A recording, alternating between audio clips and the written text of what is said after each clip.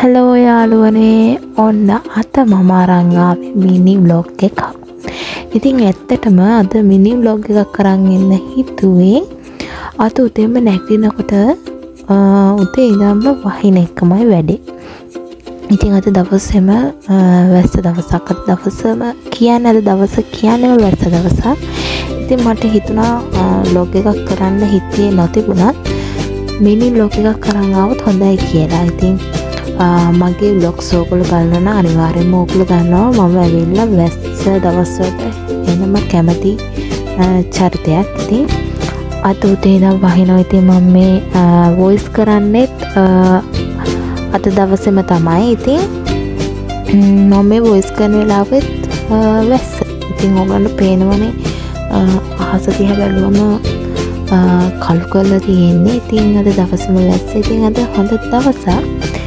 ඉතින් මම උදේම නැගිටලා පොඩ්ඩක් එළියට ආවා.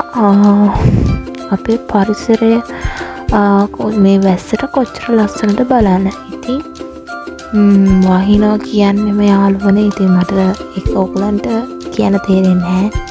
ඒක විඳින්න ඕන හැඟීමක් වැස්සත් එක්ක.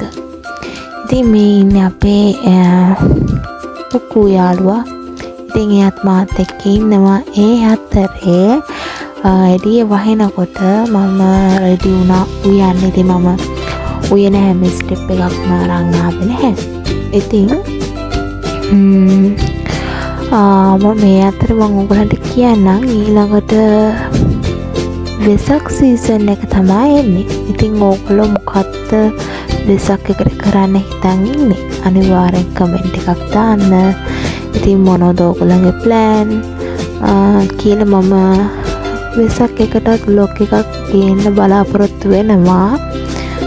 මිනි ව්ලොග් එකක් නෙමෙයි, සම්පූර්ණ ව්ලොග් එකක් ගේන්න බලාපොරොත්තු වෙනවා. අපි බලමු ඉස්සරහට කොහොම වෙයිද කියලා.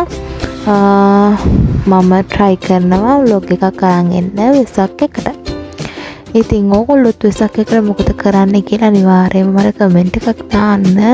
වෙසක් එකට මොනවා හරි ප්ලෑන් තියෙනවා නම් ඒවත් මට කියලා තියන්න.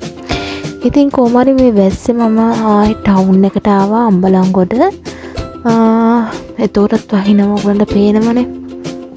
ඉතින් කොහොම හරි මම මේ වැඩේත් කරගෙන ටක් ගාලා ගෙදර ගිහිල්ලා ඊට පස්සේ මගේ මේ පුරුද්දක් තියෙනවා. මම හැමදාම හවසට හඳුන් කුරක් පත්තු කරනවා කාමරේ සුවඳට තියාගන්න.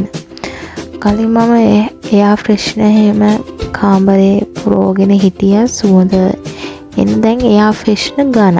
ඉතින් මම ඒ නිසා මේම හඳුන් කුරක් පත්තු කරනවා කාමරේ සුවඳට තියාගන්න. ඉතින් ඒ අතරේ කොමාරි මට පොතක් හම්බුණා. මේක පොඩි ළමයි කියවන පොතක්. ඕක මගේ බෙස්ට් ෆ්‍රෙන්ඩ් චමෝ තමයි දුන්නේ. ඉතින් ඔය විදිහට තමයි අද දවසක උනේ. ඉතින් එහෙනම් ඔයාලා හැමෝම පරිස්සමෙන් ඉන්න.